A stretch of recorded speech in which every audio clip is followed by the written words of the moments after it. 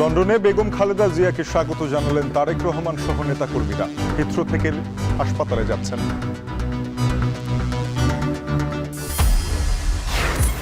পিলখানা হত্যাকাণ্ডের বিচার দাবিতে গণজমায়েত শেষে প্রধান উপদেষ্টাকে স্মারকলিপি। যমুনা অভিমুখী পদযাত্রা শাহবাগে আটকে দেয় পুলিশ। ঘন কুয়াশা আর অস্বাস্থ্যকর বায়ুমানে ভুগছে রাজধানীবাসী। দেশের বিভিন্ন স্থানে 2 থেকে 3 দিন থাকবে শৈত্যপ্রবাহ। পাহাড় কেটে চট্টগ্রাম মেডিকেলের বার্ন ইউনিটের নির্মাণ নিয়ে প্রশ্ন। পাহাড় রক্ষা করেই চলছে কাজ, দাবি কর্তৃপক্ষের।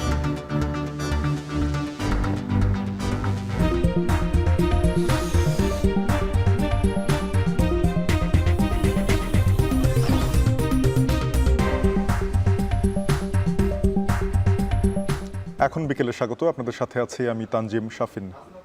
উন্নত চিকিৎসার জন্য লন্ডনে পৌঁছেছেন বিএনপির চেয়ারপারসন বেগম খালেদা জিয়া। তাকে বহনকারী এয়ার অ্যাম্বুলেন্স দুপুর 2:58 হিথ্রো এয়ারপোর্টে অবতরণ করে। বুধবার তার আগমনকে ঘিরে বিমানবন্দরে ভিড় করেন হাজারো নেতাকর্মী। খালেদা জিয়াকে স্বাগত জানান ছেলে তারেক রহমান। লন্ডনে পৌঁছানে খালেদা জিয়াকে যুক্তরাজ্যে বাংলাদেশের হাইকমিশনের পক্ষ থেকে ফুলেল শুভেচ্ছা জানানো হয়। বিমানবন্দর থেকে তাকে নেওয়া হচ্ছে লন্ডন ক্লিনিকে। এর আগে মঙ্গলবার রাত 11:46 শাহজালাল আন্তর্জাতিক বিমানবন্দর থেকে বেগম খালেদা জিয়া ঢাকা ছাড়েন।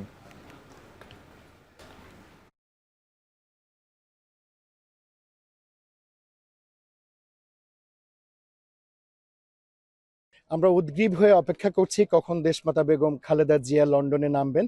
দীর্ঘ অনেকগুলো বছর তিনি সঠিক চিকিৎসা পাননি, তাকে বাইরে যেতে দেওয়া হয়নি। আজকে মহেন্দ্রক্ষণ এসছে। যদিও দলীয় নির্দেশনা ছিল যে কেউ যাতে ভিড় না করে এই ভোরবেলায়, তারপরে আমরা যেহেতু দেশনেত্রী আমাদের আবেগ ভালোবাসার জায়গা থেকে আমরা আসলে বসে থাকতে পারিনি। আমরা সবাই এসেছি ওনাকে এক নজর দেখার জন্য। তারুণ্যের অহংকার তারেক রহমান এসেছেন এবং তার মাকে রিসিভ করার জন্য, এবং যুক্তরাজ্যে বিএনপির অসংখ্য হাজার হাজার নেতা কর্মী এই মাইনাস তাপমাত্রার মধ্যে এসেছেন। ইনশাল্লাহ ম্যাডাম জিয়ার ইউকেতে সুচিকিৎসা করে বাংলাদেশের আগামী দিনে যে নেতৃত্ব দেবেন এই আশাই আমরা ব্যক্ত করি। লন্ডনে পৌঁছেছেন বিএনপি চেয়ারপারসন বেগম খালেদা জিয়া। এ নিয়ে বিস্তারিত জানাতে বিমানবন্দরে আছেন সহকর্মী কাজী তানিম, তার সঙ্গে যুক্ত হব সরাসরি। তানিম, খালেদা জিয়া কি লন্ডন ক্লিনিকে পৌঁছেছেন কিনা? নেত্রীকে স্বাগত জানাতে প্রবাসী নেতাকর্মীদের কি আয়োজন ছিল বিমানবন্দরে? ধন্যবাদ শাফিন। যেমনটি জানিয়েছিলাম, আমাদের সাবেক 3 বারের প্রধানমন্ত্রী বেগম খালেদা জিয়া লন্ডন সময় 8:58 লন্ডনের হিথ্রো বিমানবন্দরে অবতরণ করেন। অবতরণের পর বিমানবন্দরের জরুরি প্রসিডিউর শেষ করে উনি কিছুক্ষণের মধ্যেই লন্ডনের বিখ্যাত লন্ডন ক্লিনিকের উদ্দেশ্যে যাত্রা করবেন। আসলে বেগম জিয়াকে ভিআইপি প্রোটোকল দেওয়া হচ্ছে এবং ওনার এয়ার অ্যাম্বুলেন্স থেকে নামার পর ওনাকে অ্যাম্বুলেন্স যোগেই লন্ডন ক্লিনিকে নেওয়া হবে। সেহেতু একটু সময় ক্ষেপণ হচ্ছে, যেহেতু ওনাকে একটা অবস্থান থেকে আরেকটা অবস্থানে স্থানান্তর করার জন্য একটু মেডিকেল বোর্ডের কিছু নিয়ম কানুন আছে, সেগুলো মেনটেন করার জন্য কিছু সময় লাগছে, যার কারণে উনি এখনো এয়ারপোর্ট থেকে বের হননি। আমরা ধারণা করছি খুবই অল্প কিছু সময়ের মধ্যে উনি এয়ারপোর্ট থেকে বের হয়ে লন্ডন ক্লিনিকের উদ্দেশ্যে যাত্রা করবেন। সেখানে ওনার জন্য একটা মেডিকেল বোর্ড গঠন করা হয়েছে। বেগম জিয়ার সাথে যে ওনার সফর সঙ্গী হিসাবে বাংলাদেশ থেকে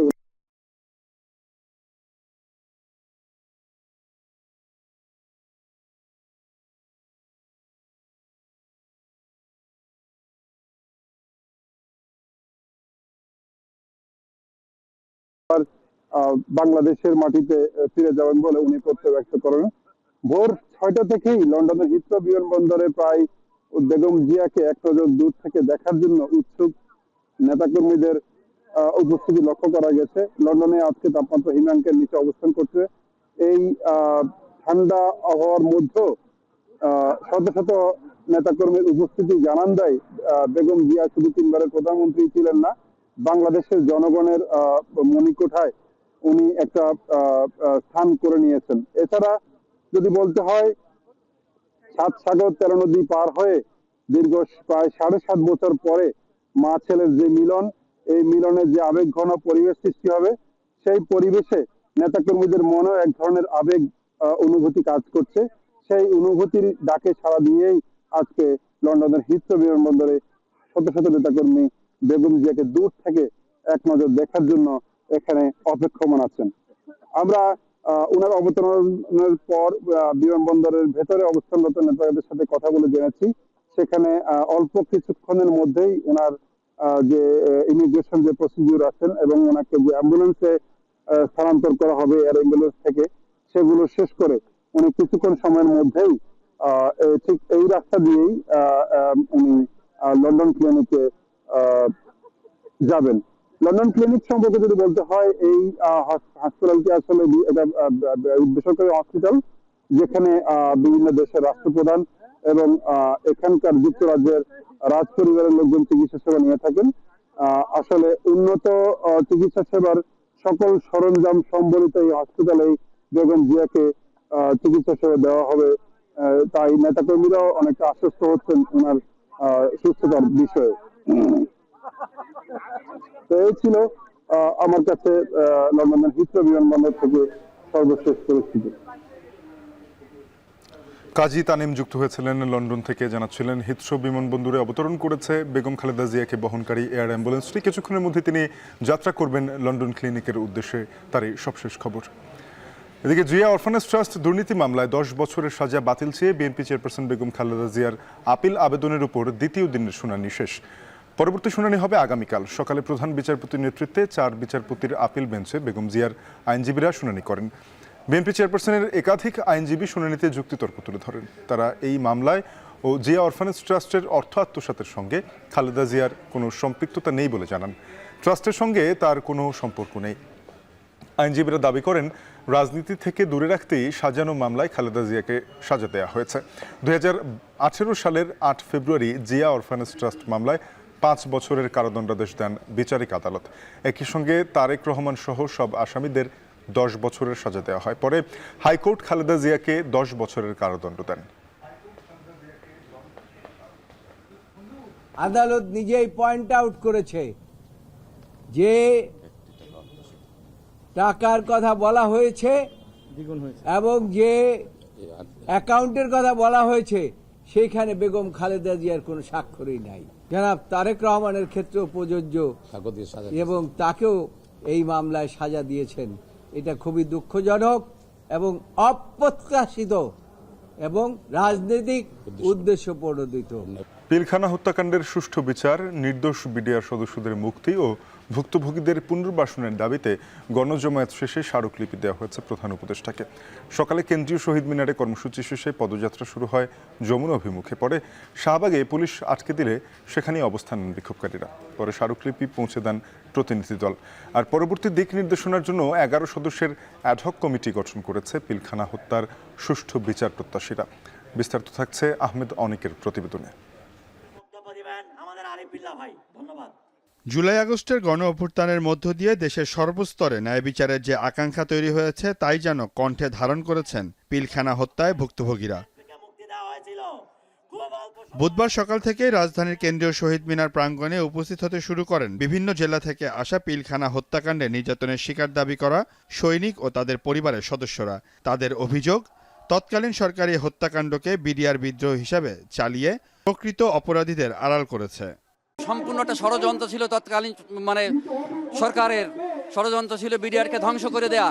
আমার 2টা ছেলে বিএসসি ইঞ্জিনিয়ার হয়ে আজকে ছেলে কিছু করতে পারছে না। তার বাবার জন্য সব সময় কান্নাকাটি করে। এত বড় ছেলে, তার বাবার মুক্তি চাই। সবাই আন্দোলনে শরীক হয়েছে, আমাদের চাকরি ফেরত চাই, না হয় এর বিচার চাই। হাসিনা সরকারের নিজের পরিকল্পিত একটা হত্যাকাণ্ড, এটা দিনের আলোর মতো পরিষ্কার হয়ে গেছে, কিন্তু এখনো কেন আমরা জেলখানায় থাকবো? গণজামায়াতে দাবি তোলা হয় সারা দেশে চাকরিচ্যুত সকল বিডিআর সদস্য ও পরিবারকে পুনর্বাসন করতে হবে। নির্দোষ সদস্যদের মুক্তির দাবি জানিয়ে ভুক্তভোগীরা বলেন, স্বাধীন তদন্ত কমিটির মাধ্যমে অপরাধীদের শাস্তি নিশ্চিত করতে হবে। যারা দোষী সাব্যস্ত হয়েছে তারা দোষেই থাকবে, তাহলে পুনর্তদন্ত করে কি লাভ? আমরা বলতে চাই,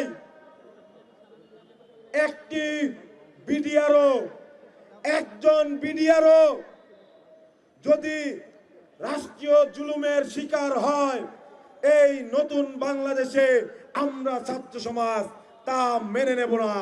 গণজামায়াত শেষে প্রধান উপদেষ্টাকে স্মারকলিপি দিতে ঘোষণা করা হয় মার্চ টু যমুনা কর্মসূচি। শাহবাগ পর্যন্ত পৌঁছালে পদযাত্রা আটকে দেয় পুলিশ। এ সময় সেখানে অবস্থান নিয়ে স্লোগান দিতে থাকেন বিক্ষোভকারীরা। পরে প্রধান উপদেষ্টাকে স্মারকলিপি দিতে যমুনায় যান 4 শিক্ষার্থী প্রতিনিধি সহ 7 সদস্যের প্রতিনিধি দল। এর আগে স্বাধীন তদন্ত কমিশনকে 90 দিনের মধ্যে তদন্ত প্রতিবেদন জমা দিতে রিট করেন এক আইনজীবী। প্রত্যাশা দ্রুত বিচারের মাধ্যমে নির্দোষদের ন্যায় বিচার নিশ্চিত করা। এদিকে পিলখানা হত্যা নিয়ে নিম্ন আদালতে চলমান মামলার রায় হতে পারে বৃহস্পতিবার। বাদীপক্ষ আশা করছেন এবার খালাস পাবেন তৎকালীন বিডিআরের নির্দোষ সদস্যরা। সিউল আহমেদ, এখন, ঢাকা। জনরোষের মুখে পালিয়ে আশ্রয় নেয়া শেখ হাসিনার ভিসার মেয়াদ বাড়িয়েছে ভারত। দেশটির কূটনৈতিক সূত্রের বরাত দিয়ে প্রতিবেদন প্রকাশ করেছে ভারতীয় গণমাধ্যম। গণহত্যা ও মানবাধিকার বিরোধী অপরাধের অভিযোগে শেখ হাসিনা সহ 96 জনের পাসপোর্ট বাতিলের কয়েক ঘন্টা পরেই তার ভিসার মেয়াদ বাড়ানোর সিদ্ধান্ত নেয় ভারত সরকার। গেল 23 ডিসেম্বর নয়াদিল্লির কাছে আনুষ্ঠানিকভাবে হাসিনার প্রত্যর্পণের অনুরোধ জানায় ঢাকা। 5 আগস্ট ছাত্র জনতার আন্দোলনের মুখে দেশ ছাড়েন শেখ হাসিনা। এরপর থেকে তিনি ভারতেই অবস্থান করছেন। তবে ভারত তাকে আনুষ্ঠানিকভাবে রাজনৈতিক আশ্রয় দেয়া হয়নি বলে জানায় দেশটির বিভিন্ন গণমাধ্যম। এ বিষয়ে দেশটিতে কোনো সুনির্দিষ্ট আইনও নেই।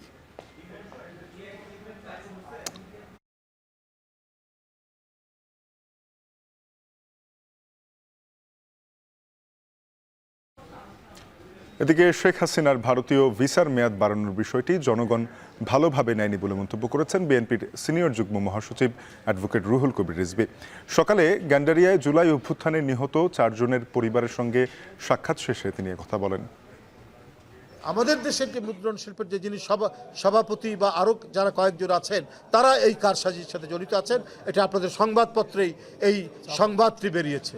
আমি সেখান থেকেই উদ্ধৃতি দিয়ে আপনাদেরকে বললাম যে দোসররা প্রতি পদে পদে অন্তর্বর্তীকালীন সরকারকে তারা বাধাগ্রস্ত করবে এবং সুচারুভাবে রাষ্ট্র পরিচালনার ক্ষেত্রে তারা নানাভাবে বিঘ্ন তৈরি করবে। ভারত একটি গণতান্ত্রিক রাষ্ট্র, তাদের বোঝা উচিত যে শেখ হাসিনা যে শিশু হত্যাকারী, কিশোর হত্যাকারী এবং তরুণ হত্যাকারী, একটি গণতান্ত্রিক দেশ কিভাবে তাকে আশ্রয় দিয়ে সেখানে তার ভিসার মেয়াদ বাড়ান, এইটা সারা দেশের বাংলাদেশের মানুষ এটাকে ইতিবাচকভাবে নেয়নি।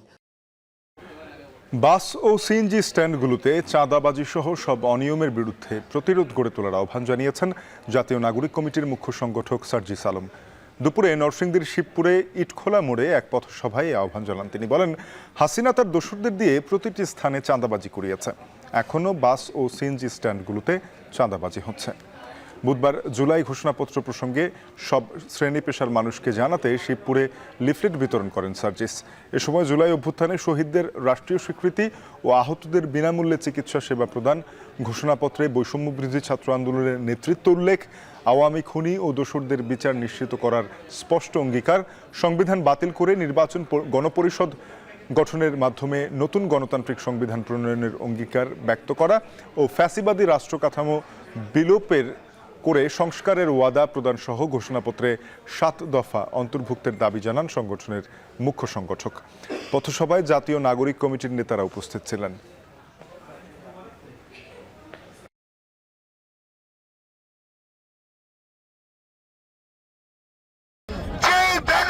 সামনে রেখে ঐক্যবদ্ধ হয়েছিলাম, সেই ব্যানারের নাম হচ্ছে বৈষম্য বিরোধী ছাত্র আন্দোলন।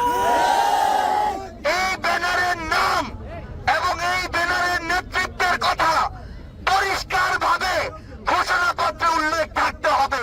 আওয়ামী খুনি ও দোসরদের বিচার নিশ্চিত করার স্পষ্ট অঙ্গীকার ব্যক্ত করতে হবে। 1947 সালের পাকিস্তান আন্দোলন, 71 সালের মুক্তিযুদ্ধ এবং 24 সালের জুলাই গণঅভ্যুত্থানের ধারাবাহিকতা পরিষ্কার করতে হবে। এদিকে জুলাই ঘোষণাপত্রের জনমত তৈরিতে কুমিল্লায় লিফলেট বিতরণ করেছেন বৈষম্যবিরোধী ছাত্র আন্দোলনের আহ্বায়ক হাসনাত আব্দুল্লাহ। এ সময় তিনি আবারও বলেন 15 জানুয়ারির মধ্যে জুলাই গণঅভ্যুত্থানের ঘোষণাপত্র প্রকাশ করতে হবে। 31 ডিসেম্বরের পর বেশ কয়েকদিন পেরিয়ে গেলেও সরকারের পক্ষ থেকে এখন পর্যন্ত দৃশ্যমান কোনো পদক্ষেপ নিতে দেখা যায়নি বলেও অভিযোগ করেন তিনি। এর আগে কুমিল্লা পুলিশ লাইন থেকে গণসংযোগ ও লিফলেট বিতরণ শুরু করে বৈষম্যবিরোধী ছাত্র আন্দোলন ও জাতীয় নাগরিক কমিটি। অন্তর্বর্তী সরকারের উদ্দেশ্য করে হাসনাত আব্দুল্লাহ বলেন, জুলাই অভ্যুত্থানে শহীদ ও আহতদের আর্তনাদ এখনও চলছে। আমলাতান্ত্রিক জটিলতার দোহাই দিয়ে তাদের সুবিধা প্রাপ্তির অধিকার থেকে বঞ্চিত করা হচ্ছে। 24 পরবর্তী বাংলাদেশে আমলাতান্ত্রিক জটিলতার দোহাই দেয়া চলবে না।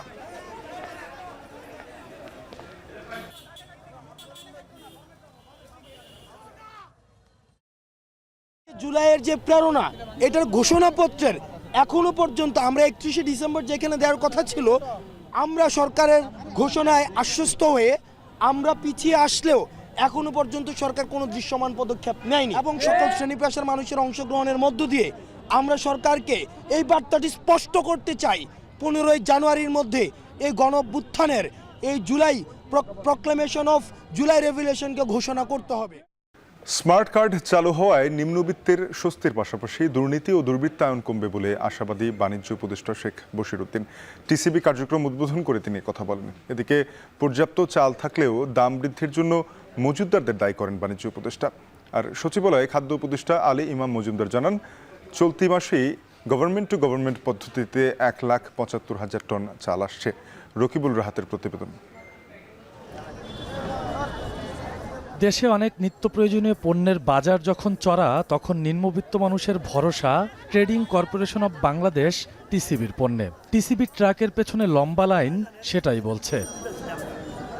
আগে টিসিবির ট্রাক সেলের মাধ্যমে যে কেউ পণ্য কিনতে পারতেন, তবে পরবর্তীতে টিসিবির 43 লাখ ডিজিটাল ফ্যামিলি কার্ডের মাধ্যমে সেবা পেতেন ভোক্তারা, যেখানে অভিযোগ ওঠে ব্যাপক দলবাজি, দুর্নীতি ও অনিয়মের। এর পরিপ্রেক্ষিতে 43 লাখ কার্ডের কার্যকারিতা স্থগিত করা হয়। ঘোষণা আসে এক পরিবার এক কার্ডের। কাগজের ব্যবস্থার পরিবর্তে স্মার্ট ফ্যামিলি কার্ডের মাধ্যমে চলতি বছরের জানুয়ারি মাস থেকে যা কার্যকরের উদ্যোগ নেয় সরকার। বুধবার সকালে রাজধানীর তেজগাঁওয়ে স্মার্ট ফ্যামিলি কার্ডের উদ্বোধন করেন বাণিজ্য উপদেষ্টা শেখ বশিরউদ্দিন। স্মার্ট ফ্যামিলি কার্ডের মাধ্যমে বুধবার থেকে ভর্তুকি মূল্যে প্রতি লিটার ভোজ্য তেল 100 টাকা, মসুর ডাল 60 টাকা এবং প্রতি কেজি চিনি 70 টাকায় পাওয়া যাচ্ছে।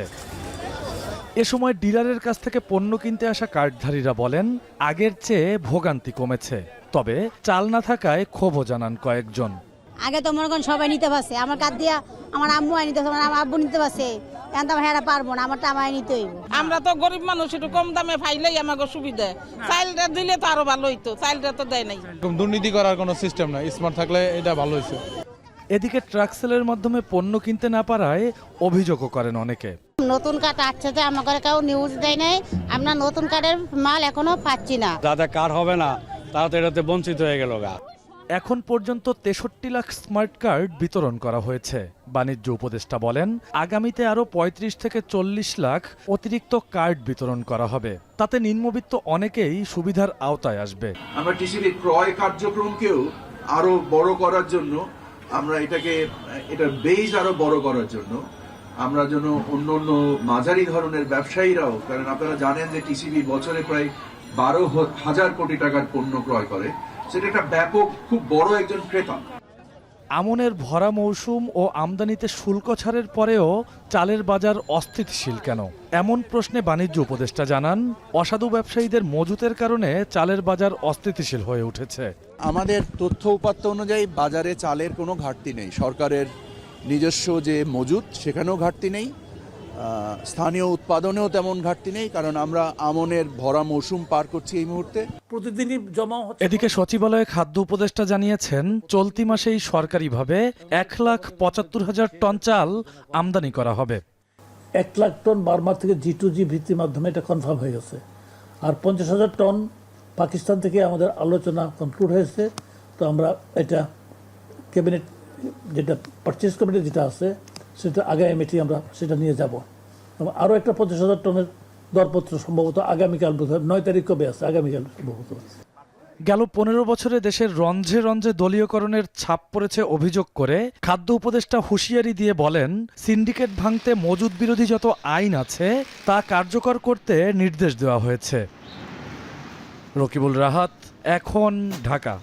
সকাল থেকেই রাজধানী সহ দেশের বিভিন্ন স্থানে ঘন কুয়াশা পড়েছে।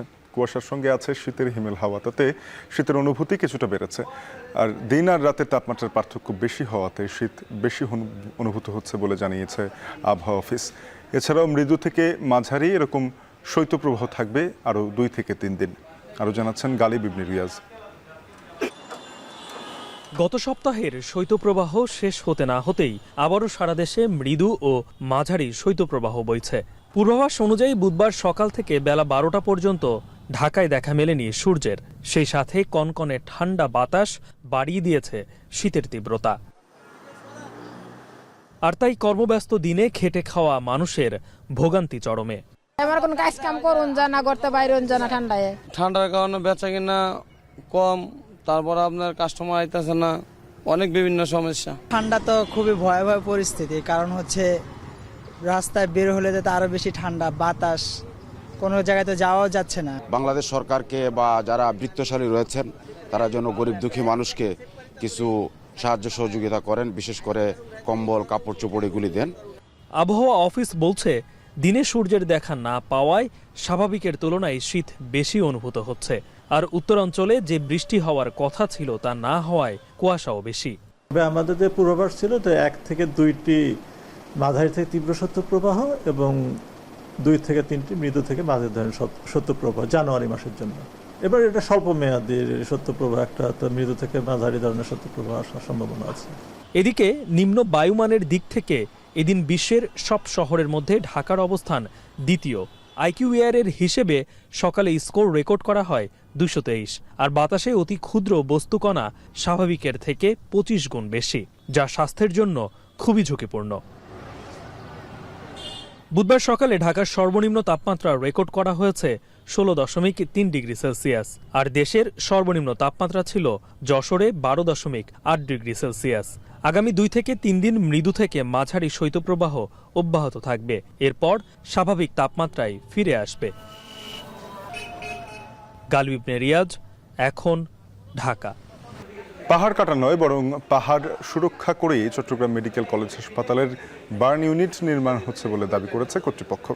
বুধবার সকালে সংবাদ সম্মেলনে এই দাবি করেন হাসপাতালের পরিচালক ও প্রকল্প সংশ্লিষ্টরা। তারা বলছেন, এখন যে পাহাড় কাটার অভিযোগ উঠেছে তা মূলত ধস ঠেকাতে পাহাড়কে ড্রেজিং করার কর্মকাণ্ড, যেখানে ব্যবহার করা হবে আধুনিক স্লোপ পদ্ধতি, যেন বার্ন ইউনিটের মূল ভবন সুরক্ষিত থাকে। এক্ষেত্রে চীনা ঠিকাদারি প্রতিষ্ঠান পরিবেশকে সর্বোচ্চ গুরুত্ব দিচ্ছে দাবি তাদের। ফয়সাল করিমের প্রতিবেদন। চট্টগ্রাম মেডিকেল কলেজ হাসপাতালের গোয়াসিবাগান এলাকায় এই 1 একর জায়গায় গড়ে উঠবে চট্টগ্রামের প্রথম 150 শয্যার কাঙ্ক্ষিত বার্ন ইউনিট। দীর্ঘ যুগের প্রতীক্ষা আর চড়াই উতরাই পেরিয়ে এই কাজ শুরু হলেও সম্প্রতি প্রশ্ন উঠেছে প্রকল্পে পাহাড় কাটা নিয়ে, যেখানে পরিবেশ ছাড়পত্র ছাড়াই পাহাড়ের সবুজ সম্মুখভাগ কেটে করা হয়েছে এমন প্রাণহীন বিবর্ণ। প্রশ্ন ওঠায় স্বাস্থ্য উপদেষ্টার নির্দেশে আপাতত কাজ বন্ধ রেখেছে কর্তৃপক্ষ। তাদের দাবি, পরিবেশ ছাড়পত্র পেলে আবারও শুরু হবে কাজ। তবে পুরো প্রক্রিয়াটিকে পাহাড় কাটা নয়, বরং পাহাড় ও মূল ভবন সুরক্ষার কর্মকাণ্ড হিসেবে দাবি করছে কর্তৃপক্ষ। বুধবার এক সংবাদ সম্মেলনে তারা জানান, পাহাড়ের সামনের অংশ কাটার বিষয়টি মূলত পাহাড়কে ড্রেসিং করে ঢালু করার একটি ধাপ। পাহাড়ের মাটি খুব নরম হওয়ায় এখানে ব্যবহার করা হবে আধুনিক স্লোপ পদ্ধতি, যেখানে করা হবে সবুজায়ন ও রাখা হবে আধুনিক নিষ্কাশন ব্যবস্থা। বিভিন্ন সময় পাহাড় কেটে মাঝখান দিয়ে রাস্তা করা হয় বা পাহাড় কেটে বড় বড় ড্রেন করা হয়, এখানে কিন্তু টোটালি সেই জিনিসটা করা হচ্ছে না। এখানে যেটা করা হচ্ছে সেটাকে আমরা টেকনোলজিক্যালি অনেক সময় সয়েল নেইলিং বলে থাকি। পাহাড়কে সেভ করার জন্য এই যে স্লোপ যেগুলো করতেছে, ওখানে ওরা আরসিসি কলাম দিবে, তারপর হচ্ছে এটার উপর আবার ওরা এই প্লান্টেশন করবে, পুরো জিনিসটাকে গ্রিন করে ফেলবে যেন মাটিটা ওখান থেকে বের না হয়ে আসে। এই টেকনোলজি আমি আমাদের বাংলাদেশে দেখি নাই, এই প্রথম হচ্ছে সুন্দর একটা টেকনোলজি। চীনা ঠিকাদারি প্রতিষ্ঠানের কর্মকর্তাদের দাবি, পরিবেশকে সর্বোচ্চ গুরুত্ব দিয়ে এই প্রকল্প করা হচ্ছে। তারা পাহাড় সুরক্ষায় যে পদ্ধতি ব্যবহার করছে তাকে কার্যকর বলছে পরিবেশবাদী সংগঠনগুলো। তবে পরিবেশ ছাড়পত্র ছাড়াই এমন কাজ শুরুর বিষয়টি নিয়ে প্রশ্ন তাদের। ঢালাই দিয়ে এবং কি আবার মাটি দিয়ে ঘাস রোপণ করে দিবে, যাতে এই পাহাড়টা ধসে না আসে, এবং এখান দিয়ে ড্রেনেজ সিস্টেম থাকবে, যাতে পাহাড়ের যে পানিগুলো আছে ঘাসের উপর দিয়ে আইসা ড্রেন দিয়ে চলে যেতে পারে। যে কোনো প্রকল্প কাজ শুরু করার আগে ইআইএ করতে হয়, ওনাদের ইআইএ নেই। এটা শুনে আসলে আমরা একটু আপসেট হয়েছি, কারণ চট্টগ্রাম মেডিকেল কর্তৃপক্ষের মতো দায়িত্বশীল একটা প্রতিষ্ঠান থেকে এই ধরনের আচরণ আসলে আশা করা যায় না। গত বছরের মেতে একনেকে অনুমোদন পাওয়া 6তলা এই বার্ন ইউনিটে থাকবে 10টি আইসিইউ, 25টি এইচডিইউ ও 125 শয্যার সুবিধা সহ নানা অত্যাধুনিক সেবা। ঠিকঠাক মতো কাজ এগুলি আগামী 2 বছরের মধ্যে চালু করা যাবে এই কাঙ্ক্ষিত বার্ন ইউনিট। ফয়সাল করিম, এখন চট্টগ্রাম। চট্টগ্রামে অনুষ্ঠিত হয়েছে এশিয়ান ইউনিভার্সিটি ফর উইমেন্সের 11তম সমাবর্তন। সমাবর্তনে 17টি দেশের মোট 297 জন শিক্ষার্থীকে সনদ তুলে দেওয়া হয়। এ সময় বিশ্ববিদ্যালয়ের চ্যান্সেলর ও সাবেক British first lady Cherie Blair বলেন, শুধু নারীর ক্ষমতায়ন নয়, সারা বিশ্বে ক্ষুধা, দারিদ্র্য ও বৈষম্যহীন বিশ্ব গড়তে এই বিশ্ববিদ্যালয়ের শিক্ষার্থীরা ভূমিকা রাখবেন। হাজেরা শিলের প্রতিবেদন।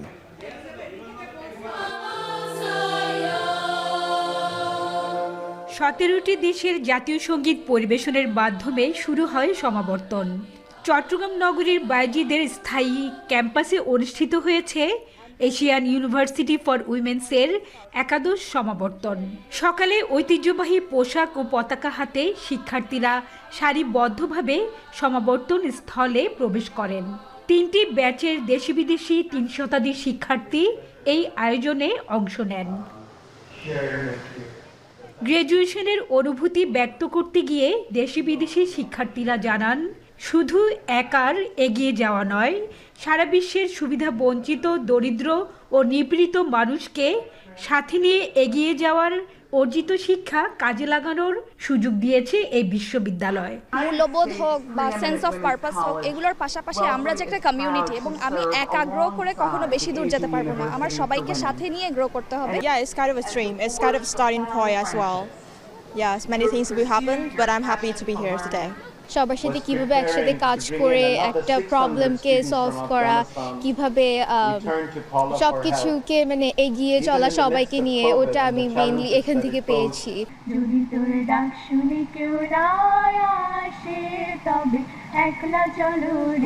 বিশ্ববিদ্যালয়ের আচার্য ও সাবেক British first lady Cherie Blair বলেন, পৃথিবীর অনেক জায়গায় এখনও বাকস্বাধীনতা ও মানবাধিকার ভুলুণ্ঠিত হচ্ছে। এই বিশ্ববিদ্যালয়ের শিক্ষা আগামীতে নিজ কর্মক্ষেত্রে সফলতার পাশাপাশি এসব অনিয়মের বিরুদ্ধে লড়াই করে বৈষম্যহীন সুন্দর পৃথিবী গড়তে শিক্ষার্থীদের সহায়তা করবে। You have earned the right to be change makers that the world so desperately needs as it faces the challenges of climate change, of equitable economic and social development, and of developing human rights that are at once universal and respectful of beliefs and values of individuals and communities. বক্তব্য শেষে একে একে 300 শিক্ষার্থীর হাতে স্নাতকের সনদ তুলে দেওয়া হয়। এর মধ্যে প্রায় শতাধিক বিদেশি শিক্ষার্থী। শিক্ষা জীবনে অসাধারণ সাফল্যের জন্য বাংলাদেশ ও ভারতের 2 শিক্ষার্থীকে এনডি মাতসুই পুরস্কার দেওয়া হয়।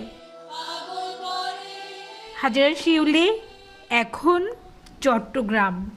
ধীরে ধীরে জমে উঠছে ঢাকা আন্তর্জাতিক বাণিজ্য মেলা। মূলত বিকেলের দিকেই মেলা প্রাঙ্গণে উপস্থিতি বাড়ে ক্রেতা দর্শনার্থীদের। মেলার 8ম দিনের খবরে জানাতে যুক্ত হচ্ছেন সহকর্মী মাঝার ইমন। ইমন, জানাবেন যে মেলায় আজ ক্রেতা দর্শনার্থীদের ভিড় কেমন রয়েছে, কোন ধরনের পণ্যের প্রতি আকর্ষণ বেশি, কোন ধরনের পণ্য বেশি বিক্রি হচ্ছে? শাফিন, আমি যদি আপনার প্রথম কথাটি দিয়ে শুরু করতে চাই, দর্শনার্থী বা ক্রেতার যে ভিড়ের যে বিষয়টি, আজকে সপ্তাহের যে 8ম দিন অর্থাৎ এই মেলার 8ম দিন আমরা দেখেছি সকালবেলা তেমন ক্রেতা দর্শনার্থী না থাকলেও দুপুরের পর থেকে অর্থাৎ বিকেল যখন শুরু হলো তখন আমরা দেখছি যে মেলায় যে ক্রেতা দর্শনার্থীর যে সংখ্যা সেটি বৃদ্ধি পেয়েছে। তবে বিক্রেতাদের সাথে কথা বলে যতটুকু জানতে পেরেছি যে মেলায় এখন মূলত ক্রেতার চাইতে যারা রয়েছেন বা যারা আসছেন বেশি, তারা মূলত দর্শনার্থী হিসেবে আসছেন এবং তাদের যদি কোনো পণ্য পছন্দ হচ্ছে সেই ক্ষেত্রে তারা কেনাকাটা করছে। আর যেহেতু মেলার প্রথম সপ্তাহ শেষ হলো সবেমাত্র। এখানে যারা বিক্রেতা ব্যবসায়ী যারা রয়েছেন তারা প্রত্যাশা করছেন যে মেলা যত 10, 12, 15 দিন যাওয়ার পর, অর্থাৎ মেলার যেই প্রথম অংশ রয়েছে সেই প্রথম অংশ যাওয়ার পর মেলায় যে বেচা বিক্রি যে বিষয়টি রয়েছে সেটি বাড়বে। আমি যদি বলতে চাই যে আজকের যে অষ্টম দিনের যে বিকেলে যে চিত্র, এখনও কিন্তু অনেক স্টল ফাঁকা দেখা যাচ্ছে, অর্থাৎ দর্শনার্থী বা ক্রেতার সংখ্যা তেমন বাড়েনি। তবে যারাই আসছেন তারা তাদের পছন্দের যেই সমস্ত জিনিসগুলো রয়েছে সেগুলো তারা দেখছেন। আর এবারের এই মেলায় মূলত আসবাবপত্রকে বার্ষিক যে পণ্য সেই পণ্য হিসেবে ঘোষণা করা হয়েছে। সেক্ষেত্রে এখানে যারা আসবাব ব্যবসা যারা করছেন, অর্থাৎ যে স্টলগুলো রয়েছে, তাদের প্রত্যাশা যে এবারের মেলায় মূলত আসবাবপত্র যে বেচা বিক্রি সেটি এগিয়ে থাকবে। তবে এখনও যেহেতু মেলায় ওইভাবে বেচা বিক্রি শুরু হয়নি, সেই ক্ষেত্রে বোঝা যাচ্ছে না যে আসলে মেলায় কোন ধরনের পণ্যগুলো বেশি বিক্রি হচ্ছে। তবে আমি যতদূর দেখেছি মেলা প্রাঙ্গণ ঘুরে, যে সমস্ত পোশাকের দোকানগুলো রয়েছে, বিশেষ করে মেয়েদের পোশাক এবং বাচ্চাদের যে সমস্ত পোশাকের দোকানগুলো রয়েছে সেখানে আমরা ভিড় দেখেছি। পাশাপাশি জুতার দোকানে ভিড় দেখেছি, কসমেটিক্সের যে সমস্ত দোকানগুলো রয়েছে সেগুলোতে ভিড় দেখেছি। যেহেতু বাণিজ্য মেলাকে ঘিরে রাজধানীবাসী এবং আশপাশের যে সমস্ত অঞ্চলের মানুষগুলো রয়েছে তারা প্রত্যেক বছরই তাদের যে কেনাকাটার যে বিষয়টি সেটি থাকে, এবং পাশাপাশি যেহেতু বাণিজ্য মেলা একটি অত্যন্ত গুরুত্বপূর্ণ এবং একটি বৃহৎ পরিসরে আয়োজিত হয়ে থাকে, সেই ক্ষেত্রে আমরা দেখেছি যে যারা আসছেন তারা তাদের যেই চিত্ত বিনোদনের যে বিষয়টি রয়েছে, এবারের মেলা প্রাঙ্গণে আমরা দেখেছি শিশুদের জন্য একটি আলাদা শিশু কর্নার করা হয়েছে। যারা সিনিয়র সিটিজেন রয়েছে, জ্যেষ্ঠ নাগরিকদের জন্য আলাদা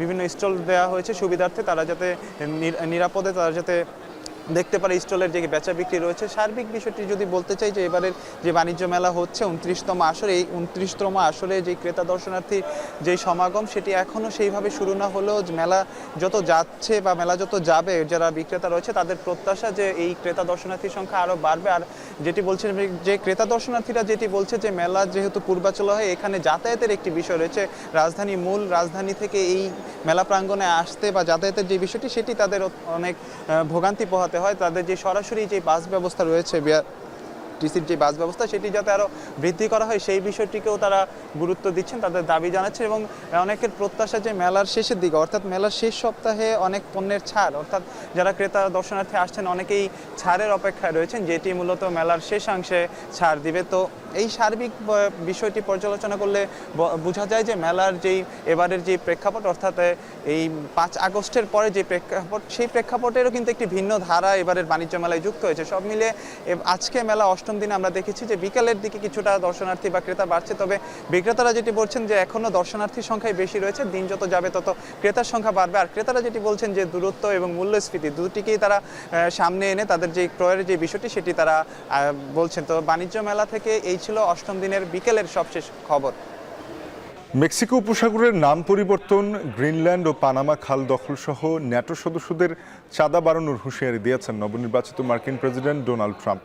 এছাড়া কানাডাকে যুক্তরাষ্ট্রের 51তম অঙ্গরাজ্যে পরিণত করা এবং ক্যাপিটাল হিলে দাঙ্গায় জড়িতদের ক্ষমা করে দেওয়ার প্রতিশ্রুতি দিয়ে শপথ গ্রহণের আগেই আরও একবার আলোচনায় নবনির্বাচিত মার্কিন প্রেসিডেন্ট। বিস্তারিত থাকছে তানভীর জনের প্রতিবেদনে। প্রধানমন্ত্রীর পদ থেকে জাস্টিন ট্রুডোর পদত্যাগের ঘোষণার পর আরও একবার কানাডাকে নিজেদের 51তম অঙ্গরাজ্য করার প্রস্তাব দিলেন নবনির্বাচিত মার্কিন প্রেসিডেন্ট ডোনাল্ড ট্রাম্প। তার দাবি, কানাডার অধিকাংশ নাগরিক এটাই চায়। স্থানীয় সময় মঙ্গলবার এক সংবাদ সম্মেলনে ট্রাম্প বলেন, কানাডার বিরুদ্ধে সামরিক শক্তি ব্যবহারে তিনি আগ্রহী না। তবে প্রতিবেশী মেক্সিকো ও কানাডার উপর উচ্চহারে শুল্ক আরোপের প্রতিশ্রুতির কথা আবারও পুনর্ব্যক্ত করেন তিনি। আঞ্চলিক মানচিত্র পরিবর্তনের প্রসঙ্গে ট্রাম্প বলেন, মেক্সিকো উপসাগরের নাম রাখা উচিত আমেরিকা উপসাগর। তার মতে এই অঞ্চলে এটি যথার্থ নাম।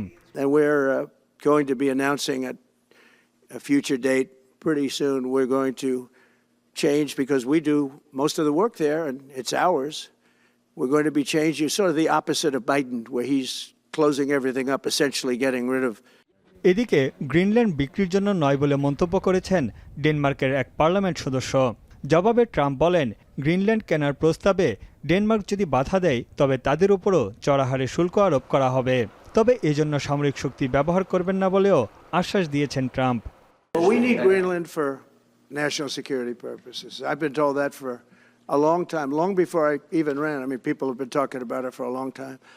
You have approximately 45,000 people there. People really don't even know if Denmark has any legal right.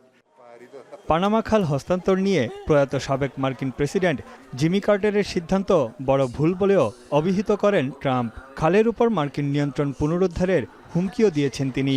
ট্রাম্পের অভিযোগ, চীনারা অবৈধভাবে পানামা খালের দখল নিতে চাচ্ছে। The Panama Canal was built for our military. I'm not going to commit to that now. It might be that you'll have to do something. Look, the Panama Canal is vital to our country. It's being operated by China. জবাবে পানামার পররাষ্ট্রমন্ত্রী বলেছেন, খালের নিয়ন্ত্রণ Panama প্রশাসনের হাতেই থাকবে। এখানে কারো হুমকি বা কোনো প্রস্তাব গ্রহণ করা হবে না। dándole garantía a la comunidad internacional de no tomar parte ni ser parte activa en conflicto alguno. Las únicas manos que controlan el canal son panameñas y así seguirá siendo. এদিকে পশ্চিমা সামরিক জোট নেটোর সদস্যভুক্ত ৩২টি দেশের উপর চাঁদার হার 2% থেকে 5% বাড়ানোর উপর জোর দিয়েছেন ট্রাম্প। শুধু তাই নয়, 2021 সালে ক্যাপিটল হিলে দাঙ্গার ঘটনায় তার সমর্থকদের একটি বড় অংশকে ক্ষমা করার প্রতিশ্রুতিও দিয়েছেন রিপাবলিকান এই নেতা। গাজা ইসরায়েল যুদ্ধ ইস্যুতে আবারও কড়া হুঁশিয়ারি দিয়েছেন ট্রাম্প। বলেন, আগামী 20 জানুয়ারির আগে জিম্মিদের মুক্ত না করলে তা হামাস ও ইসরায়েল কারো জন্যই ইতিবাচক হবে না। তবে সিরিয়ায় মার্কিন সেনাদের ভবিষ্যৎ সম্পর্কে কোনো কিছু স্পষ্ট করেননি নবনির্বাচিত মার্কিন প্রেসিডেন্ট। আগামী 20 জানুয়ারি যুক্তরাষ্ট্রের প্রেসিডেন্ট হিসেবে শপথ নিতে যাচ্ছেন ডোনাল্ড ট্রাম্প। এর আগে নিজের এজেন্ডা বাস্তবায়নের রূপরেখা দিলেন তিনি। তানভীর জানি, এখন বিশ্ব।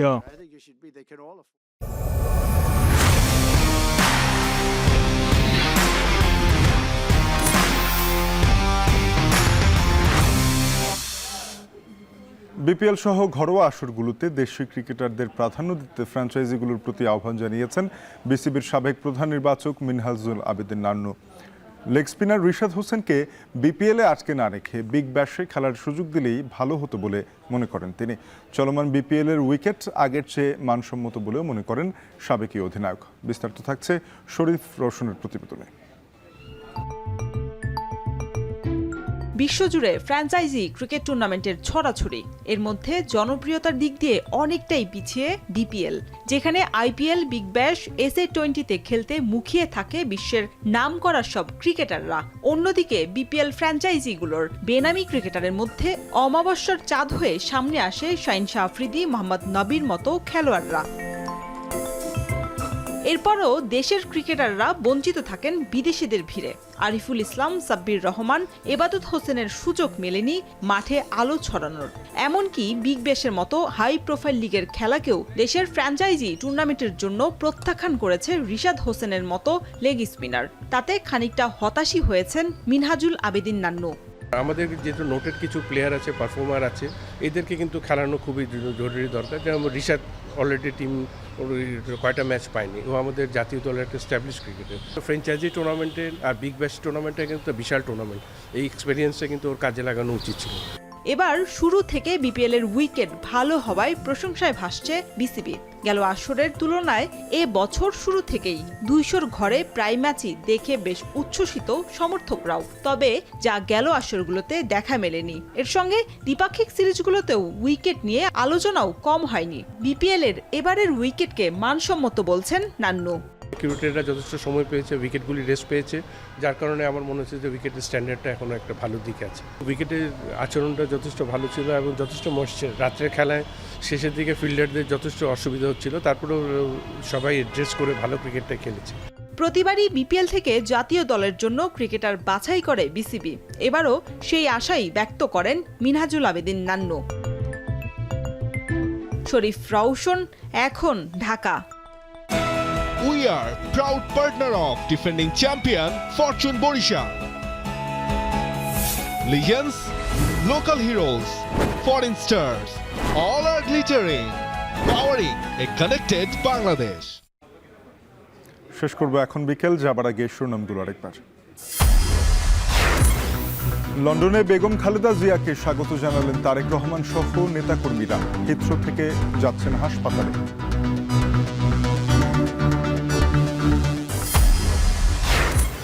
পিলখানা হত্যাকাণ্ডের বিচার দাবিতে গণজমায়েত শেষে প্রধান উপদেষ্টাকে স্মারকলিপি। যমুনা অভিমুখী পদযাত্রা শাহবাগে আটকে দেয় পুলিশ। ঘন কুয়াশা আর অস্বাস্থ্যকর বায়ু মানে হচ্ছে রাজধানীবাসী। দেশের বিভিন্ন স্থানে 2 থেকে 3 দিন থাকবে শৈত্যপ্রবাহ। এবং পাহাড় কেটে চট্টগ্রাম মেডিকেলের বার্ন ইউনিটের নির্মাণ নিয়ে প্রশ্ন। পাহাড় রক্ষা করেই চলছে কাজ, দাবি কর্তৃপক্ষের।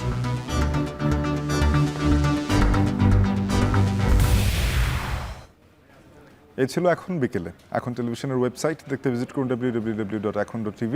যুক্ত থাকুন আমাদের ফেসবুকে facebook.com/tv.ekhon এবং ইউটিউবে দেখতে ভিজিট করুন youtube.com/c/ekhon tv।